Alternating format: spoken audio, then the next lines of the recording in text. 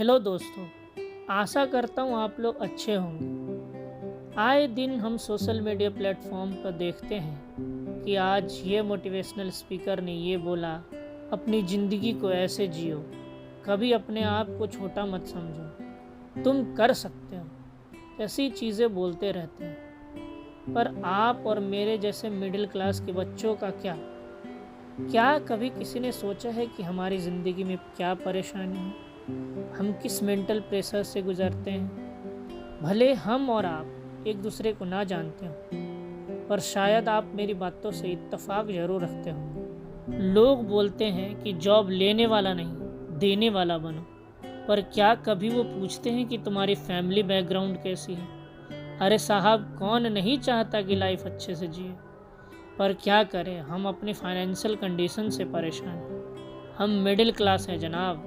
हम अपनी ज़िंदगी से खुश भी हैं और दुखी भी। हम चाह कर भी कुछ नहीं कर सकते। आज मैं आप लोग को एक कहानी सुनाने जा रहा हूँ, एक ऐसे लड़के की कहानी जो अपने लाइफ के हर मोड़ पर असफल रहा, फिर भी रोज़ सोचता कि अपने आप को बेहतर बनाना है।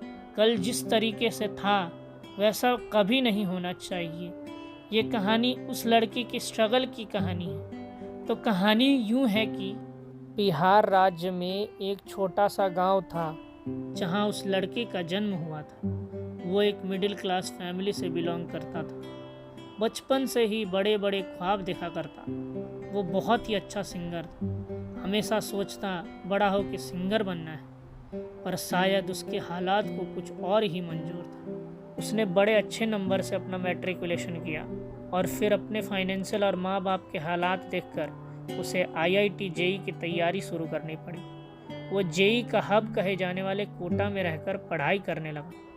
पहली बार घर से निकला वो लड़का उस जगह की चकाचौंध में अपने आप को बहुत पिछड़ा और दब्बू महसूस करने लगा। वो शुरू में तो अच्छे से पढ़ाई करने लगा और उसके मार्क्स कम भी आते तो कहता कि अगले में अच्छा करूँगा, पर वो जितना आसान समझ रहा था उतना था नहीं। वो चाहे कितना भी मेहनत कर ले, वो वही का वही रह गया। फिर अपने आप को इन उलझनों से दूर रखने के लिए वो नई नई तरकीब लगाने लगा। कभी मूवी जाता, कभी घूमने चला जाता। हाँ, पर उसने क्लासेस जाना नहीं छोड़ा। उसी दौरान वहाँ उस लड़के को एक लड़की पसंद आ गई। पता नहीं क्यों वो लड़के को अपनी मजबूरी और अपने घर की स्थिति का याद नहीं रहा, और वो सब भूल कर उस लड़की की एक झलक पाने के लिए पागल सा हो जाता था। वो जब भी उस लड़की को देखता तो उसका दिल बहुत जोरों से धड़कता और उसका हाथ वो अपने सीने पर रख लेता। ये देखकर वो लड़की मुस्कुरा कर चली जाती। ऐसे ही दिन बीतते गए और फिर एक दिन वह अपनी क्लास के बाहर बैठा था। तभी उस लड़की को देखा और देखते ही अपना हाथ अपने सीने पर रख लिया। यह देखकर वो लड़की उसके पास गई और पूछा कि वो ऐसा क्यों करता है। लड़के के पास कुछ बोलने को नहीं बन रहा था, और फिर ऐसे ही उन दोनों की बातें शुरू हुई और धीरे धीरे उसने उस लड़की से दोस्ती की और फिर अपने प्यार का इजहार किया। वो घंटों उसके साथ समय बिताता और अब ना उसे पढ़ने की कोई फिक्र रही, ना घर की स्थिति का ख्याल। वो शायद ये भी भूल गया कि उसके माँ बाप उससे कुछ उम्मीद लगाए बैठे थे। समय ऐसे ही बीतता रहा और फिर उसके 12th के एग्ज़ाम नज़दीक आने लगे और फिर वो अपनी सुखद दुनिया से बाहर निकला, और शायद तब तक बहुत देर हो चुका था। उस साल उसने एग्ज़ाम दिया और हुआ वही जो होना था। वो फेल तो नहीं हुआ, पर उसके मार्क्स बहुत ही कम आए।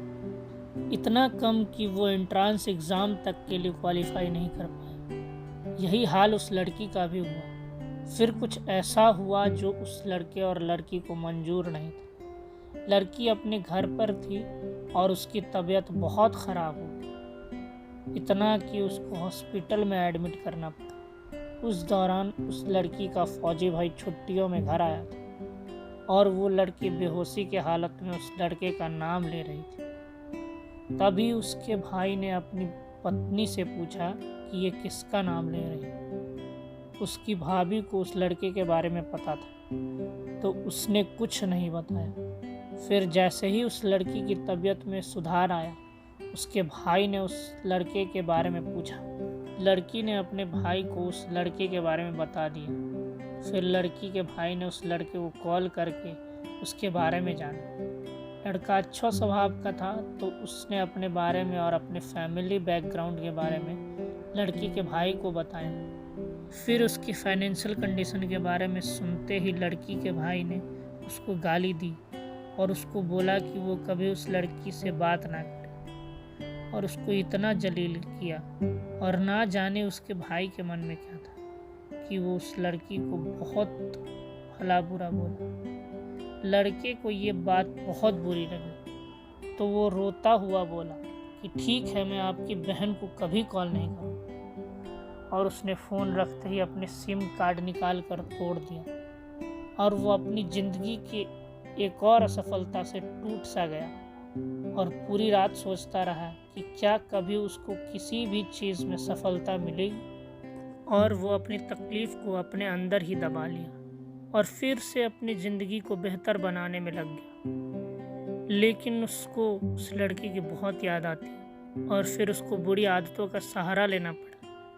और धीरे धीरे वो लड़की को भले ही भूल गया, लेकिन उसको जिस चीज़ की लत लग गई थी वो छूट नहीं पाई। उसके बाद वो फिर से अपने आप को पढ़ाई के लिए तैयार किया और वो वापस से अपने 12th का एग्ज़ाम देने का सोचा। वो फिर कोटा पहुंच गया अपने सपनों के साथ। इस बार उसने मन लगाकर पढ़ने की ठान ली थी।